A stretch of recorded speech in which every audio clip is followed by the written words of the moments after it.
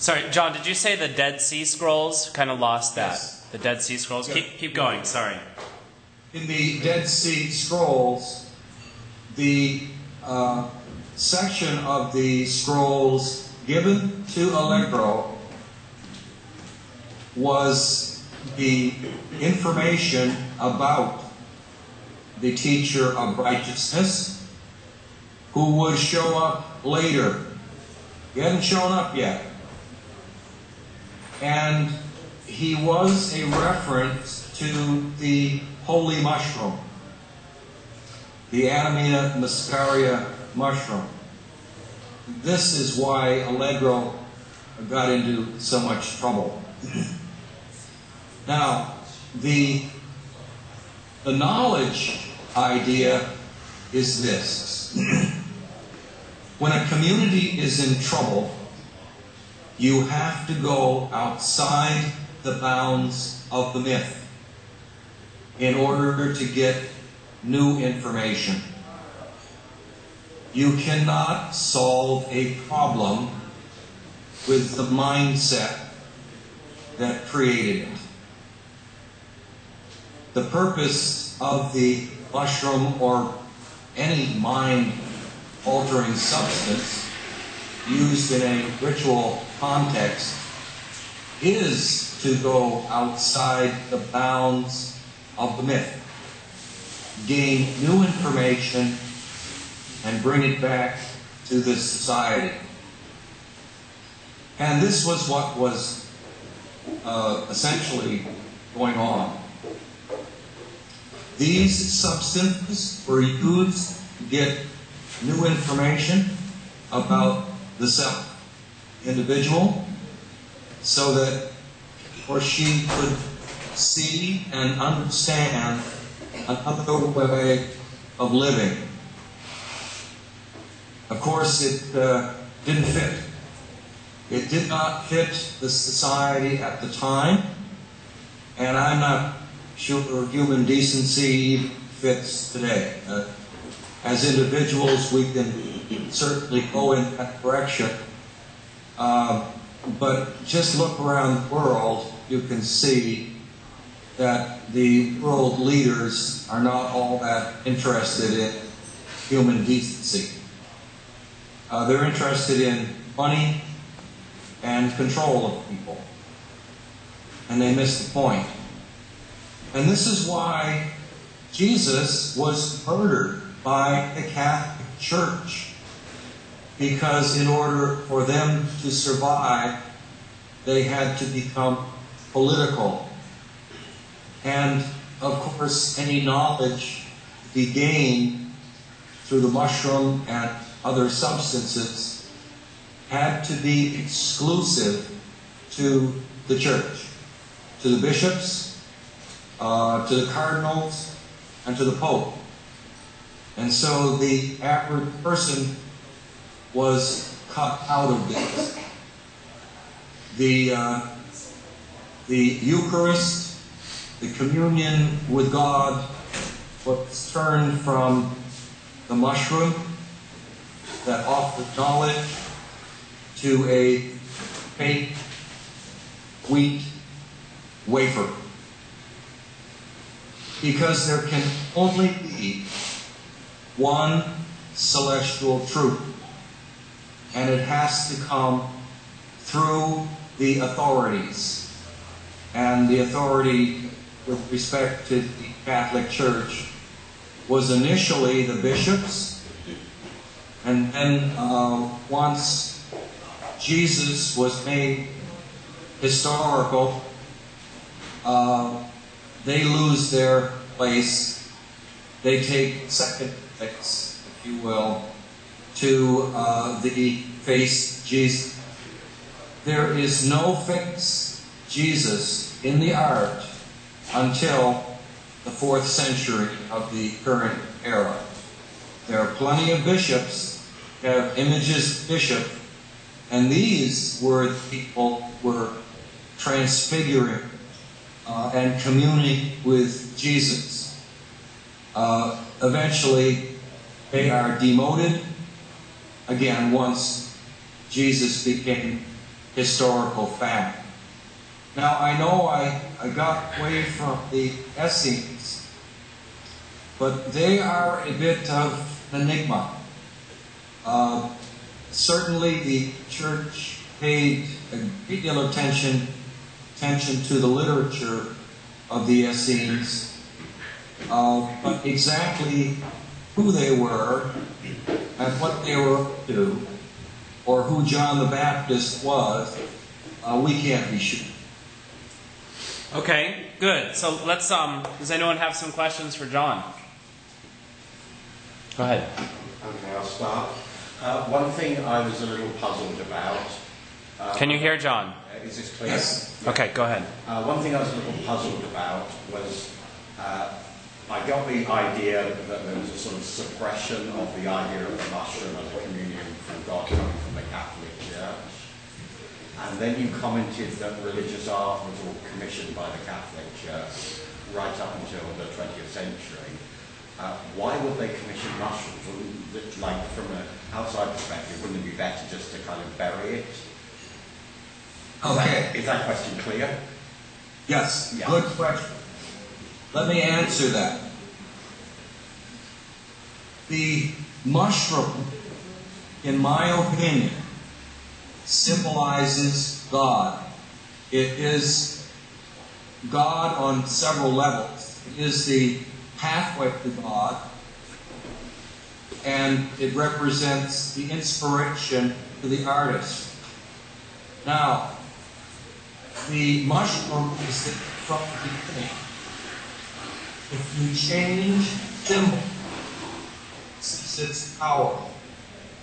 That's why the mushroom is here this day. Again, if you change it loses its power. Let me give you an example. In the 1960s, in the United States, the Catholic Church removed the Latin from the Mass. Sorry, removed what? The Latin. They took the Latin out of the Mass, and they used English. Do you follow me? Yes, sure.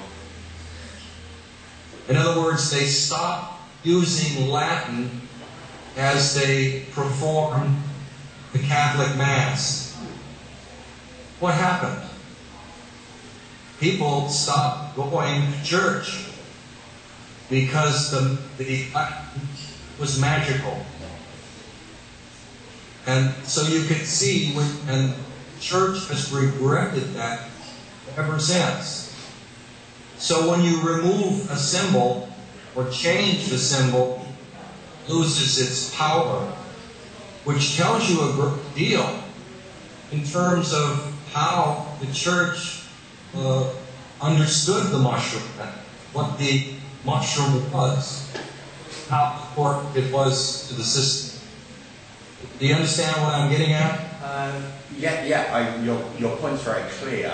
So was it a kind of transformation through the centuries? So my idea is, if we go back 1700 years, we have possibly the bishops, or certainly Christian mystics, using mushrooms, the hallucinatory properties of mushrooms to contact God. And presumably, as far as I'm aware, modern Roman Catholic priests don't use mushrooms in that way. So is it a gradual process of it sort of disappearing into the iconography of Christianity, but losing its kind of actual meaning or real physical meaning? We have to get to different types of rituals available to different levels of priests. You have what are called exoteric rituals. These were African. Then you have different levels of esoteric rituals, where, for example, a priest would go into cathedral, and it challenged lead to a piece of on. Sorry, John, we're losing you. Can you repeat that sentence? The priests That's would much better. go into a cathedral, and the challenge would be to interpret the mosaics, the art. And if the priest could do so, he would have a type of communion with the deity. Now, my research suggests that when priests were being introduced to God, at least later on, they probably did not consume the mushroom. They may have consumed something else. Cannabis, for example, as a beginning or an introduction. They may have used anointing oils containing henbane or belladonna or whatever. At any rate, as time went on, the use of these substances was really given to the bishops and the Pope. The average priest was pretty much left out of this early on until they climbed the political ladder, if you will. Now, there are, for example, nuns who became involved in this as well, and there's a couple of famous ones we can talk about. But the nuns, for the most part, were left out of this totally. Many priests were left out of this as time went on. And so you have very few people now in the tradition who probably use these substances. But I'm sure they're still used. I think probably by about 100 years ago, there was a realization that God did not pick the mushroom. That was the chemical that was creating the sensation. But prior to that, I believe that they sincerely thought that God was in the mushroom. But a lot of groups were using these substances during the witch hunt phase, for example. The torturing supposed witches and the revealing of different substances that used in witches' brew and so on and so forth. The church knew all about these. The art reveals that if you do not focus on Jesus or God during a ritual, you end up with the pagans. And I've got some very interesting images in the Mushroom and Christian art book that point this out. And so this is what the agony in Gethsemane was all about. The individual, if he did not focus on Jesus, he went some other place. And Jesus berates the apostles because they don't pay attention to him. What that's all about is really staying focused on Jesus during the experience, or you end up in the pagan tradition, because they're all using similar substances. I'm not sure that answers the question totally. Did you say that the Catholic Church was using mushrooms up to 100 years ago, and that today they might be still used? Was that referring to the Catholic Church? Some years ago, I was in graduate school, there was a priest who was also in graduate school in the Department of Anthropology. And I made friends with him. The other anthropologists didn't like him too much because they thought he would use the information to go out and convert people and so on. At any rate, I spent a lot of time with him. We drank a lot of alcohol. And he said a lot of things that he probably shouldn't have said in reference to substances. He was not specific, but he told me on one occasion that they had things much more powerful than wine, beer, and whiskey. I didn't know what to think of it. This would have been in the late 1960s, early 1970s. And again, I didn't know what to think of it. But as I think back from this now, I understand what he was getting at. Now, there are priests that I have talked to who will admit that mushrooms are the art, but they will not tell me why they're there. They know why they're there, but they won't tell me. I sent a copy of the Mushroom and Christian Art to an archbishop, and I got a letter back thanking me for the book. To me, that was sufficient, that he understood what was being with this. Now, not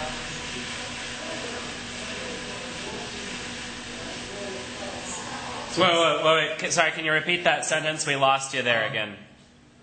I do not believe that all priests understand or consume these substances. I don't believe that. But I do believe that at certain levels, perhaps bishops, maybe the cardinals, you have to understand what a cardinal is. A cardinal is like a teacher. And the cardinal is going to be seeking knowledge. I do believe that the Pope, when the Pope is crowned Pope, that he is introduced to these substances. I don't know how you would ever prove such a thing, but I think in time this will be revealed. The Pope is sort of like a pharaoh. And when a pharaoh was crowned pharaoh, they poured crocodile fat over his head. Crocodile fat in ancient Egyptian is called mishi. Mishi comes down to us in the Greek as Messiah, the anointed one. The crocodile fat that was poured over the pharaoh's head contained Egyptian henbane. And this would bring the pharaoh close to death and in contact with the gods. They didn't pretend this. This was not meditation or anything like this. This was real. They used these substances to bring the pharaoh close to death. Now, the mitre that the Pope wears is a fish head. Inside the fish head is the phallus of Osiris, the pharaoh who was murdered by his brother and dismembered and his pieces scattered about the landscape. His penis fell into the Nile and was consumed by a fish. And this is the basis of the fish meal on Friday. And so with these images, we can see that the Pope is an imitation of the Egyptian pharaoh. And they would have kept this tradition alive. That is, anointing the pharaoh, anointing the Pope, bringing him to the near-death experience, bringing him to God. And so, any time that a Pope is crowned, I'm quite sure he is subjected to these substances and brought close to God. I can't prove it. It's my opinion. And I believe in the future this will be repealed. Okay, good. We have about 7 more minutes, so if we have some more quick questions. Go ahead. I'm not sure if... Can you speak up? Yeah. Can you hear her? Maybe you can... Not quite. Okay, we'll try. Okay. I'm not sure, maybe I lost you on the way. Like originally you said that the mushroom consumption and the mushroom iconography was related to cults within the Catholic Church, as it originated back there in the 3rd century, you said. So the idea I got that it was some kind of cult within the church, and that the officials would not, or they would try to repress this kind of cult. Whereas now you say that even the Pope himself is taking the mushroom. Maybe, yeah, right. We are not sure. But so I'm not sure. Is this now kind of like accepted by the official Catholic Church, but it's just not revealed? It's some kind of esoteric right of their own, which they do not reveal to the public. Did you catch all that? Okay, no, I didn't. Can you paraphrase that? How about? Okay, I think the question was: is the Catholic Church using this, presumably using this introduction into mystic states with mushrooms today, still, but it doesn't give it to... But originally it was some kind of cult. Originally it was a cult? The mainstream Catholic Church. And then it moved into But it seems like today, if it's still practiced, is it just some kind of like esoteric right of the church, which is kind of just for the selected ones, right? It's not for the public. Yes. So do you think that it shift from like being some kind of mystical cult, then shift to the core of the Catholic Church itself? Okay, now I understand. The use of these substances goes back thousands of years. People have been using Ampina muscaria and cannabis and hemp and so on for thousands and thousands of years. The various cults going back 1,000 years in Palestine, the various cults were all using something. And the cults that came into the politic with Constantine, I think you're right. They continued to use these substances as esoteric rites, but not for everyone. In the original cults, I believe most people could commune with God. As it became political, this was eliminated, but the rites continued. But at the upper levels of the Catholic Church, and I think they still belong. Does that answer the question? Yeah, thank you. We have time for one more quick question. We're about 2 minutes, and then we're going to have to say another good morning to you, and we'll have to sign off because we're at the end of our hour. Does anyone have another question? I have one more question. Go ahead. You were talking about the Catholic Church, but how about the Greek Orthodox? You know, Greek Orthodox, they don't really have a pope. It's much more decentralized than the Catholic Church in its current state. And I've never really heard anything like this. I mean, there is a lot of talk on mystical states in the Greek Orthodox Church. Monasticism has been always very developed. It's been an integral part of that, of the whole of the church. But there was never really even a hint ever that these states might have been used through outside sources. What do you think about it? the art that comes from the Eastern churches, whether it's the Greek Orthodox or the Russian Orthodox, so on, this art contains more mushrooms per square inch than any of the Western art. I was surprised with that myself.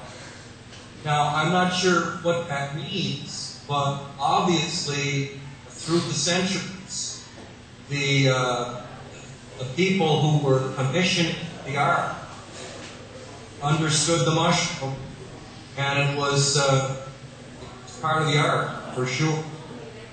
In the Eastern art, most of the mushrooms are found in the clothing at the end of a scarf, or in the edges of the that gown that they wear. But again, find more mushrooms in the Eastern art, square inch, in the Western art. Not sure what to think of it. But again, change the power. And my suspicions are still using it. Okay, great, John. We're going to have to sign off. We're at our 9 o'clock limit. You're 6 o'clock in the morning. We want to say thank you very much and have a great Sunday. And thank you for inviting me. This has been very enjoyable, and maybe we can get back together at a later time. yeah, I think we can. And I think next time I'm going to buy some sort of power booster for the internet, because you'll see it on YouTube if you watch it. It's the power, the internet connection down here in the basement is a lot worse than I expected it to be. So yeah, absolutely. Let's have you back in the future. And I'll talk to you soon. So thank you. Thank you. Have a great Sunday. We're going to sign off. Okay. Take care, John. Bye-bye.